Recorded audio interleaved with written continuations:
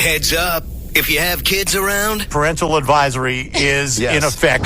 This is the Bonus Bone Podcast with Lamont and Tonelli. It's like water torture. Baby Huey. Chasta. And Joe Hawk. Welcome back, friends, to the Bonus Bone Podcast. The whole gang's here. Chasta, Lamont, Tonelli, Baby Huey, and Joe Hawk, and Smelly on the line. Smelly. Hello, everybody. We always know it's going to be next level when Smelly joins us. We just don't know what that level's going to be. That's exactly right. So we're talking Brush with Fame stories because you've led quite a life.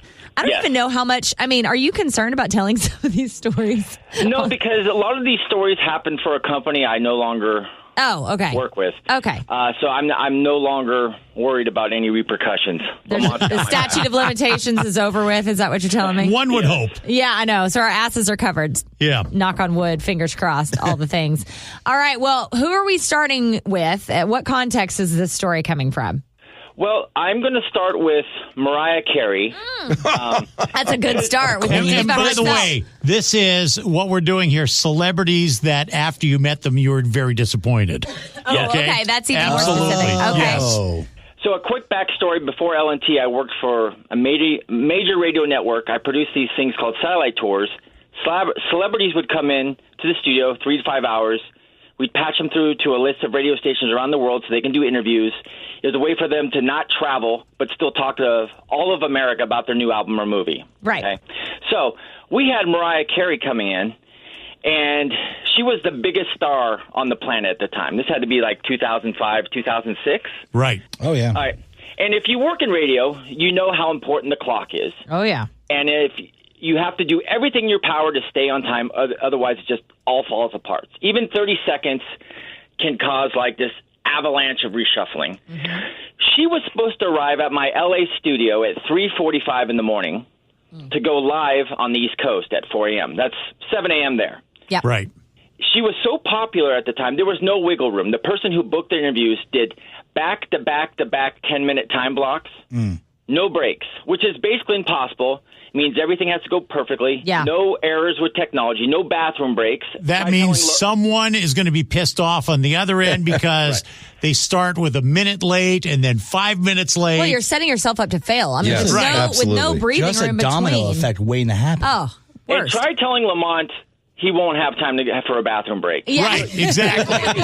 Lamont is the Mariah Carey of radio. Is that what you're That's saying? absolutely it. I already knew going into this it was going to be a monster headache. Yeah. And at the time, everybody knew she was a diva. She was peak Mariah. I'm not saying, I'm just telling you, because that frightened me too, because you hear all these stories. So we were supposed to start at 4 a.m. live. She had to be there at 3:45 to get settled in. 3:45 came and went. And I already started falling apart because I knew this was bad. Then it was 4 a.m. The live interviews could not even start. She was nowhere to be seen, but her team kept texting me. They said, we're on our way. We're on our way.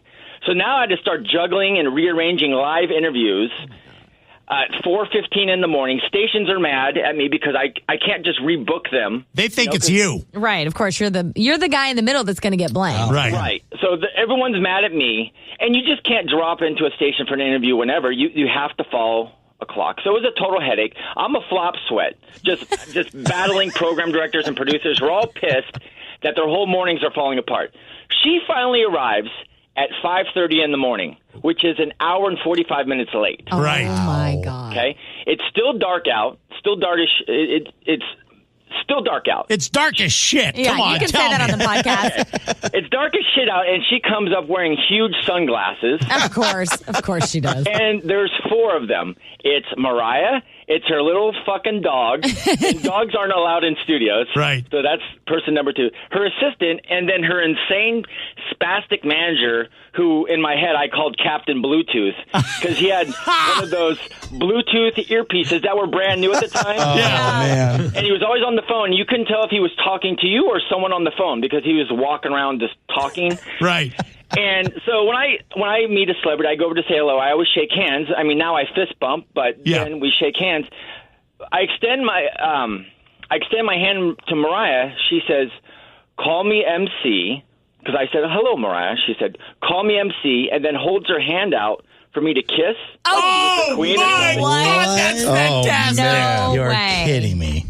And I didn't know what to do, so I just kind of put my hand on it like I was a puppy putting my paw on a TV remote.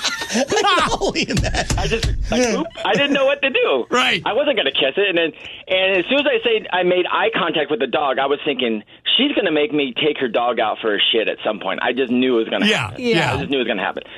So we had two studios that faced each other, just like at the Bone. Yeah. Chasta has her space. Yeah. L&T have their space, and you face each other. Right. And you can all see each other. First, she wanted the lights off in her studio, so I couldn't see her. Right. And remember, this is live radio. I rely a lot on hand signals and handwritten notes. Right. Because when you're live, you can't talk over the mic. So she wanted to be in a completely dark room wearing those giant fucking sunglasses. So to please her, because that's just what we had to do, I turn off the lights, and now I can't see her. Yeah. But I can hear her because I'm wearing headphones. Yeah. The mics are on. And I hear some bottles come out of a bag. Like, like Clink, clink, clink. Yeah. And she was rumored to be a closet drinker at the time, not out and about like Tonelli. She was like... Takes a certain personality. she hits the bottles. So right away I'm mad because now there's not only a dog in the studio, there's bottles of liquid in the studio, Right. which, you know, is a no-no. And it also means she's going to have to take a bathroom break if she's drinking this whole time. Right. Yeah. So we're off on the interviews. We're an hour and a half late. It's a nightmare because the first station goes over their time, of course, because she's famous. Right. So I have to cut the next interview short to stay on schedule. They're pissed off, and it's just this dance. And I finally get us back on schedule by, like, the fourth interview. I finally stopped flop sweating, because I had this situation under control. And then she just says, I'm going to take my dog for a quick walk down the hallways. You know the way that Tonelli likes to take morning walks down the hallways? Right, exactly. She took her dog for a walk down the hallways and disappeared. I had no fucking idea where she went. Oh, my God. And I was like, and I told Captain Bluetooth, I'm like, MC can't do this. We're going to fall so far behind. MC. And he said, MC is a professional. She won't go far. It'll only take a minute. She was gone for almost 15 minutes. And then, you know, with live radio, 15 minutes feels like hours. It's an eternity. 3 minutes feels like an eternity. Yeah. Yes. And because she was gone so long, her dog ended up pissing in the hallway. Of course. And probably shit at some point, and somebody kicked the turdlets like under a computer server. You know? So my schedule was back to being jacked up again, but she doesn't care because it's in her world. Everything kind of magically fixes itself. You know? Right. Yeah. So we get back to the dark room. She's back in her pitch black room. We're back on track.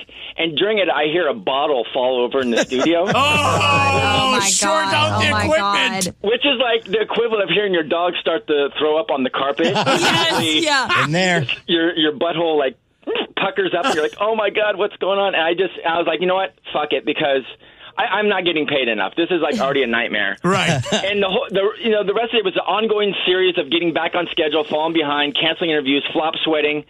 And finally I heard her say to her assistant, no, this is between interviews. We're not on the air. She goes, I need to use the restroom. So I get on the mic and I said, if you need a bathroom break, we have to do it right now. Yeah.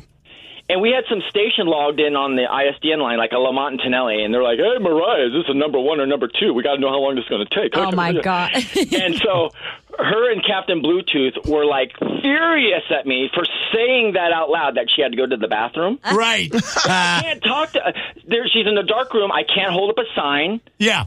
I can't use light. I can't do anything. Right. So she was Where was mad your at homing me. pigeon when you needed it? Right. Yes. So she was pissed at me the whole time after that because I broke the fourth wall, apparently. Everyone knows she goes bathroom. And then we're almost done. We're like 10 minutes from being finished. And she decides to do another lap down the hallways with her dog, you know, the Tonelli walk. Yeah. And so her dog could take a whiz in the hallways, which it's just, all right, whatever. And she was gone, and she never really came back. She never came back. I canceled the final two interviews because the time management was impossible. Right. There was people who were waiting after the show that maybe they can record it, but they're like, they went home. And she came back, but it was all closed, and no one seemed to care that I canceled all these interviews. Yeah. So when her team left, I saw them carrying their bag with the bottles. You know, they tried to clean up the best they could. I went into the studio, turned on the light, Surprisingly, it was somewhat spotless. I did find they accidentally left behind a wine glass with some lipstick on it, which I kept. Yeah. Should sell it on eBay. You sell it on eBay? That's my first question. Yeah. And then I'm kind of straightening up, and I open up a desk drawer to put like a stapler in, and there's 2 empty wine bottles like stuffed in there. Oh my God. 2 bottles? She drank 2 bottles of wine? Yes. Oh, that's great. And I believe I still have the glass and the empty wine bottle at my house. I keep mementos from things. Yeah. From it's dark funny 'cause times. She did sign an autograph for me, and when people see it, they're always like, "Oh, that had to be amazing." Yes, it was the best. It was something, wasn't it? And at the time, because where I worked, you weren't allowed to say anything negative. You know, Chasta knows when you're working with celebrities, can't talk about it. And that was one of my experiences, and I was like, I wish I could share that with somebody because it was a nightmare. Well, you did. Poor thing. You did. That's a pretty bad one. Does anybody else have one? It's a weight off your shoulders. Well, I've already told my Dan Aykroyd story on the air, haven't I? I told that on the air. Dan Aykroyd. Oh, God, this was soul crushing. Okay. So, so I used to work as a personal assistant for Sean Astin. This is years and years and years ago. So statute of limitations. I actually did sign a non-disclosure, but that was for him, not Dan Aykroyd. So Right. Whatever. Yes, So exactly. you're in the clear. Whatever, we're in the clear. So as I'm working for Sean would often have things he couldn't attend because he would be going to do David Letterman or something. Right. So he'd be like, "Hey, can you go here in my place?" And so this was really amazing. I got to go to the 51st Dates premiere. And I was, friends is not the word, I was acquaintances with a lot of people that Sean knew just simply because I answered the phone all the time. Right. So I walk in the door, Adam Sandler's like, "Chasta, what's up?" Like it was wild. I mean, I was sitting like on the same row. See, now that is very cool right off the bat. I mean, but I was no one. Right. I mean, no one. The only reason he knew me. You're not knowing. Adam Sandler knows you. Just because I answered Sean's phone. That's the only reason. But anyway, so like Johnny Favreau, Adam Sandler, all these people like on our row, right? And so I'm sitting between them. So I'm clearly not like, I mean, I'm nobody, but I'm not nobody. I have access to the seat for a reason, right? So I'm sitting next to Dan Aykroyd. Now, let me paint a picture. Dan Aykroyd is on the very end seat to the aisle. Right. And then it's me. And then it's like 35 other people, right? So we're on the end. Yeah. And we get done with the red carpet. Actually, I have a funny story about that, too. We get done with the red carpet. We get in our seat, and the movie has not started. Nothing. And I think I should probably go pee, right? So I'm like, I'm going to get up and go pee. And I'm sitting next to Dan Aykroyd, which already makes me have armpit sweat because I'm a huge Saturday Night Live lover. I mean, like, I love everyone that's ever been a part of that show. And so I'm like, "Excuse me, Mr. Aykroyd, could I get to the restroom?" And he does not speak to me. Kind of sort of looks over at me like he's acknowledged that I'm not a ghost, but I'm definitely not worthy of speaking to him. He does not move. He does not stand up. He does not let me by. He does not speak to me. He's completely ignores me. Wow. Won't let me go to the bathroom. And I'm like, shit. So he made everyone else 35 people deep, the opposite direction, get up so I could go to the bathroom. What? That's awesome. Including all the people, Adam Sandler, Johnny Favreau, like every other celebrity that's in this row. I had to make them stand up so I could go pee because Dan Aykroyd wouldn't let me. I would have just hovered over him and did the splits over him. Oh, I thought about it. I sincerely thought about it. Farted on him when you went by him. If I hadn't been such a fan of him, I probably would have. But I was a little starstruck. But this is funny. So before that even started, I was on the red carpet. This is terrible. I can't believe I'm telling the story. We're on the red carpet, and I'm seeing all these celebrities. I'm only walking the red carpet because I have to get to the door. Right. There's no way around it. Because I know Been there, done that once. Right. You know you're not supposed to be there, but you're like, I got to get in, right? And I'm like, Sean, I'm pretending to be Sean Astin right now. So I'm walking across the red carpet, and I can't get through because remember Scott Stapp, Creed? Yeah. Lead singer of Creed, right? Yeah. He's standing there, and he's huge at the time because this is early 2000s, and everybody's screaming at him, and he is shit canned. He used to drink a lot. 30 sheets to the wind. Right. And I'm noticing he can barely stand up. Like he'd take 2 steps and he'd stumble. And so I'm literally holding him up with my right shoulder so he can take pictures. He has no idea. I don't even know if he noticed me. Yeah. But I have my shoulder into his back, propping him up. And as he would walk, I would walk. So A, I could stand behind him, and B, he wouldn't fall down. Right. So he was helping me and I was helping him, but he had no idea what was going on. Wow. And I did that down the whole red carpet until I got into the movie theater. And then he fell flat on his face? I don't know what happened to him after that. Right. And then after the whole premiere was over, the No Doubt, don't know his name. It was who Gwen Stefani used to date. The bassist. Do you know his name? The spiky hair guy? Smelly? It was Tony, right? Tony, thank you. So this is me and my ex-husband that are there. This is our experience together. And I was not a fan of No Doubt. I liked Gwen Stefani, but he was a big fan. He was like, oh my God, that's Tony. Blah, blah, blah. Freaked out. So we went up to ask him for a picture. The guy was so annoyed. He stood there, and I have the picture. I'll have to find it. And he looked so pissed off. He's like frowning at the camera, and my ex-husband's like, cheese! He's so excited. So I had 3 horrible brush with fame. In one night. In a matter of 2 hours. Wow. That is a good one. It was wild. Scott Stapp move. That was under the radar genius move. It was. I loved Creed. I mean, in Oklahoma, some bands are big in parts of the country where they're not so big.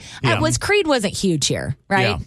They were like Led Zeppelin in Oklahoma. Like they were massive. I mean, they were considered Christian rock, so Bible Belt, it was a big deal. So when I saw Scott Stapp, I was like, oh my God, I'm gonna help that brother out. So I did. I was pretty proud of myself. So there you go. Who else? Okay, I'm gonna give you a great story. All right. Okay, and this had to do with.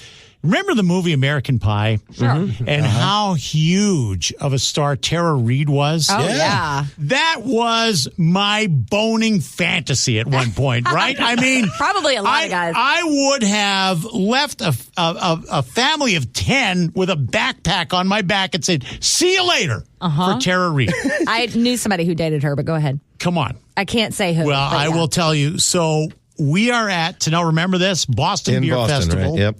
We're at the Boston Beer Festival, and there's a green room for the broadcast. And there's like 10, 12 radio shows from around America. Mm-hmm.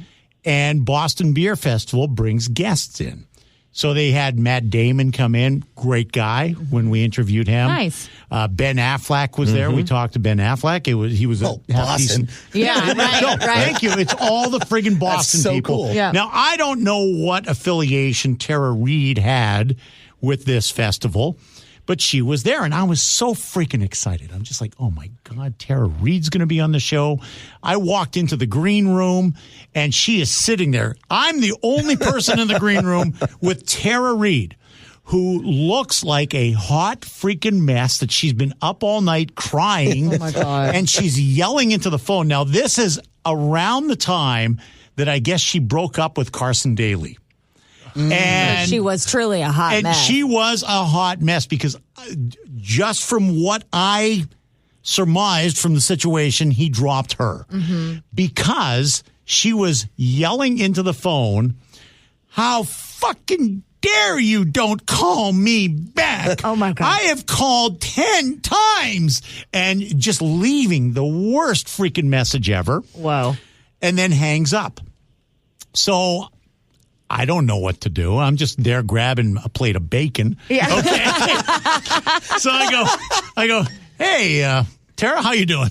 Lamont and Tonelli from the Bone. She goes, hi. Gets back on her phone like I wasn't even in the room. Oh my God. Pick up the phone. Pick up the phone. I was watching the meltdown of all freaking meltdowns. That is amazing. In person. Oh, it's so bad you don't have a video of this. Oh, this could have made $1 million the cell on phones, TMZ. right? Well, not only that, it was in like the National Enquirer Right. that she broke up with him or he broke up with her. Yeah. She was the biggest freaking hot mess I have ever seen in my life. Well, she did really go down a dark path after that. Remember? She was all over. I was there for the beginning of the path. And she looked like, I mean, if I remember right, Yes. like her mascara's running because she was crying. It She looked like Alice Cooper. Seriously. I don't think she's ever recovered. Yeah. Oh, I don't think she is either. I think you're right, Smelly. She went down that path, and I think that's what people remember of her now. Right. Is like all and that it was TMZ so coverage. freaking sad because literally I was probably a walking boner That when I is- found out that she was going to be there. And after sitting there witnessing this, it was just like, wah, wah, wah. That is so sad. And I think I even remembered walking back to the table and say, well, there goes that fantasy. Oh, my God. You just reminded me of a whole bunch of Hollywood stories I could tell on another podcast. Just remind me one day, because I hung out with the whole American Pie crowd. Really? Oh, And so cool. Really? Everybody from Scary Movie. You remember the movie Scary Movie? Absolutely. Yeah. Great movie. Yeah, so I went to the Scary Movie 2 premiere and met all of the American Pie people. Ended up, we all stayed the night at Jason Biggs' house. Get out Oh, of here. my God. That's hilarious. Went to a party Was at Tara Ashton. Reid there? She wasn't. She was at Ashton Kutcher's party. Okay. These were two separate nights. We went to Ashton Kutcher's party, and this is like Was she a hot mess at that party, too? she was drunk. We all were, though. Yeah. But I don't remember crying in mascara. Yeah. The one thing I do remember is Stifler. When we pulled up to the party, Yeah. he launched himself through the window. The window was down, and then the back seat, he just came jumping through the back seat and landed in between me and my best friend at the time. Oh, Really? geez. It was wild. I met so many people that night. Yeah. I remember, it's kind of a foggy night, but I do remember. But anyway, we ended up staying the night at Jason Biggs' house with the whole cast of American Pie. Yeah. It was a weird night. I also have pictures of all of that. To kind of continue a theme on that, Yeah. and Lamont's Boston beer party, Yeah. Shannon Elizabeth. Oh, yeah. American Pie. She is another boning Oh, my fantasy. God. Yeah. Because she was at the same event Yes. in Boston. Yes, and she was like the talk of the town after American Pie. I mean, yeah. with her scene, the whole bit. She was there with her husband. So, and then what else are you going to talk to her about Right. in an interview other Right. than the one thing she was famous for? American Pie. With her scene in American Pie. Right. I mean, nobody knows. Oh, well, everybody Nadia. knows who she is now. But at and the they knew time. then, but they only knew her for that one scene Yes. in American Pie. Yeah. So what the hell are we going to talk about Right. if she's going to come on to our show at the Boston Beer Party? Yeah. Right. American Pie. Yeah. She did not want to discuss anything. Pie. What? Oh my God, she was above that. She Yes. wanted to come off highbrow as one-word answers. Yeah. She was an absolute bitch. Oh, that's Yeah. the worst. Oh, yeah, I mean, I still like her, though. Oh, yeah. were her and she's Tara hot. Reid together? Were they Yeah. like hanging out No. together at this No. event? No. She was there Okay. with her husband. Oh, okay. Gotcha. No Yeah. wonder she didn't want to talk about America. Right, Okay. exactly. That's so crazy. That's Yeah. so lame. yeah, she was, and that was a huge disappointment. Yeah. You know, it's all my celebrity stories are kind of more on the fun side, but I think this also involves you, Huey, because this was the same week of Super Bowl 50 here in the city. We were out for the Deadpool premiere or pre-premiere, and we went out to dinner right there by the Matron, the movie theater. Matron, Excuse yeah. me. And we look over and we see this huge commotion going on. It's Cuba Gooding Jr. Oh. Now, I believe this is around the same time as the OJ FX show came out. Yeah. He was 3 sheets to the wind. Oh, wow. Really? And you could barely understand a single word. We were able to get a photo with him. He was super friendly, though. Yeah. He was Oh, hugging okay. everyone, taking photos. He was down for it all. But this is also like right before a little bit of, I guess, flack came from him being a little too friendly with other people, came out and all that stuff. I But remember that. This wasn't that long ago. no, this Yeah. is 5 5 years ago? Yeah. 2017. It was like during Super Bowl, I thought. Yeah. I do Yeah. remember that news story Super now. Bowl 50. Yeah, that's crazy. Wow. But he wasn't a dick. No, he was just a hot Well, then mess. that story doesn't qualify for this podcast. That's Excuse good. me. All right. I'm sorry that I'm the one person who has all positive stories Hold with on. celebrities. Were you at the wedding of Sebastian Bach? You know where I'm going No, with that. I was not. Why, You what were? happened there? Oh, my oh, if you want a hot mess, take this away. Oh, yeah, man. I just heard stories. Well, the whole, you know what, Huey, this could be your story. You were standing Well, I have there with another me. one. From that night? No, from Oh. in studio. Oh, okay. Yeah. Long story short, we were at Sebastian Bach's wedding, which was at the Rock Bar in San Jose years ago. Yeah. And it was set up to be their wedding reception, but then part of the club was blocked off, and I literally mean barricaded. Hold it. I remember, Do you remember vaguely this? remember this because people had to pay to go to his Correct. reception. Yeah. Yes. Correct. And that's I what thought, was- what kind of freaking deal What a is this? douchebag. And that's what was so awkward about it, because Yeah. you're at the reception, and if you turned around, there was a barricade and people just standing there staring at you, partying at Yes. this reception. They're just drinking and looking at you. Watching The party's on display. Right. Yeah. It's like the zoo. It was like we were in a fishbowl Yeah. having a reception, and there's like a crowd right behind you. So after it's all over, everybody's drunk, right? And so Sebastian Bach is taking photos. And he's standing there, and he took a picture with me, and he was totally nice to me, but then Jay asked him for a picture. And he was like, take a picture.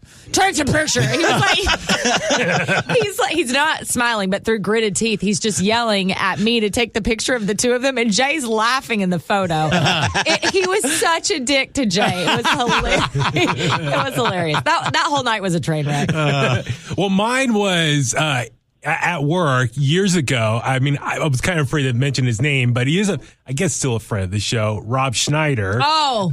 What happened with Rob Schneider? He was also at Ashton Kutcher's party, by the way. So he came in the old building. He came in studio. I think it was his maybe first time in studio, or at least for me it was. During the interview, I filmed it on my phone. Oh my God, I remember this. So I filmed the interview like I do all the other stuff. Right. At the time, was trying to throw everything up on YouTube and everything. Yeah.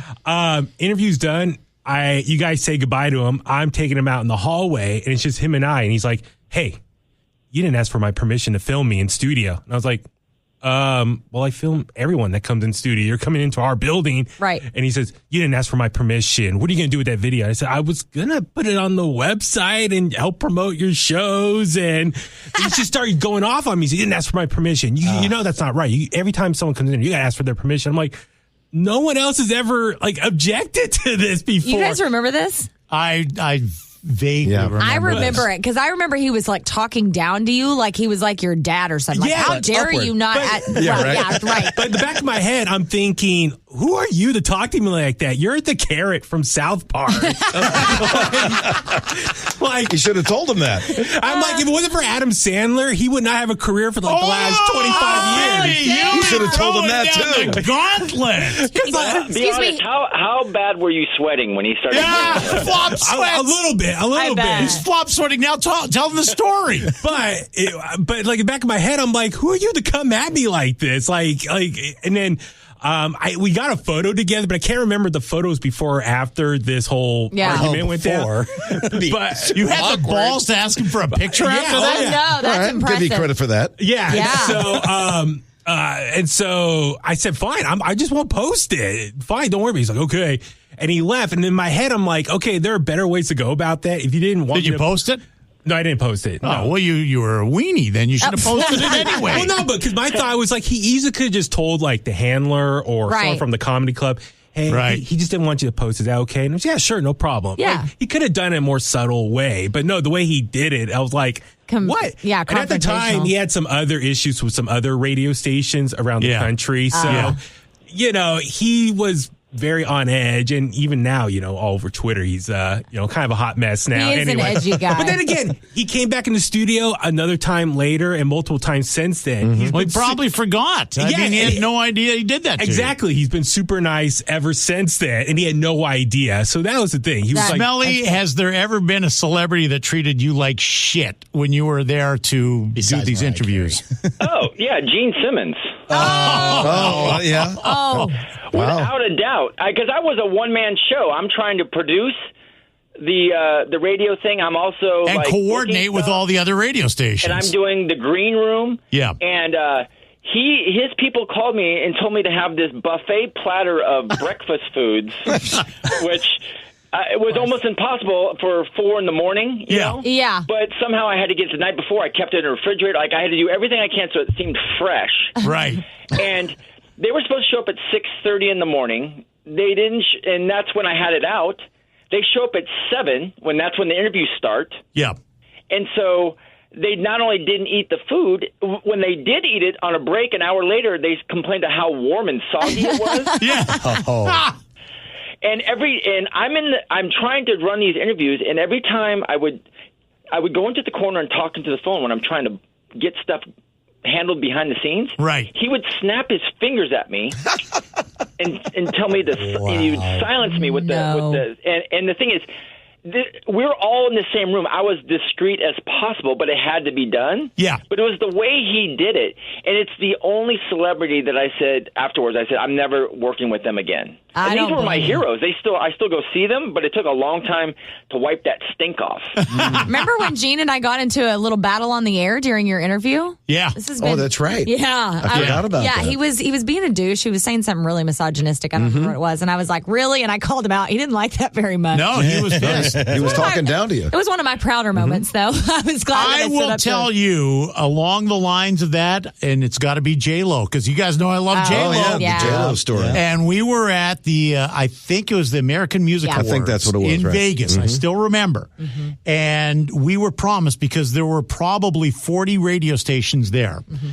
Of the 40, there were 3 stations from big markets. Us from San Francisco. There was the rock station from L.A., a hits radio station from Chicago, another one from Boston and New York. And all the rest were bumfuck, small town, no listener radio stations, right? So everyone wanted to get their guests on the bigger radio stations. It's a bigger market. Sure. Like, how many people in the Bay Area? 7 million people? Right. The combined listenership of the rest of the 35 radio stations wouldn't have come close to being on in San Francisco. Right. So we are assured by the guy coming in who goes, yes, we will get J-Lo on when she comes in. Nice. She's running a little late. We'll get her on. You will be the second radio station other than New York. New York first, us second, then going down the list. So you're doing New York, and I'm just like, okay, it's 10 minutes. Yep. All of a sudden the guy walks over, yeah, J-Lo's not going to do your station. And I see she's in some booth for friggin' Wyoming. And I'm just like, what? If I remember right, it was a country station in Yeah, Wyoming. Because and that's then- what pissed me off. Yeah. She was saying she wasn't going to do us because we didn't play her music. Yeah, we didn't play She music. went to I some know the freaking fucking country radio Right. station's not playing. And then it was to another radio station Yeah. and another friggin' radio station. And I'm looking at this going, are you fucking kidding me? So I said, I'll tell you what, just give me a picture with J-Lo. J-Lo will not do a picture. Really? Okay. So I waited. She was at a radio station's table. They were from Syracuse, New York, I think. And I walked behind her when they turned on the microphone, so she couldn't do anything. And I said, Chasta, Yep. take the picture. we're gonna gorilla We picture. photobombed her. So as soon as she's talking on the air and she sees me coming, and she knows I'm pissed anyway. Yeah. Biggest shit-eating grin on my face right behind her. Right behind her Like this head. big wave, smile. And she's trying Classic. to answer and do this interview yet. And the biggest pissed off look on her face. And we took about 3 or 4 pictures. Yeah. We did. Oh, she was pissed. She was pissed. She also had the Mariah Carey sunglasses on. Yes, she did. At like Indoors 7 in the morning. In a ballroom. Yeah. Yeah, it was ridiculous. So, she moved off my boning list.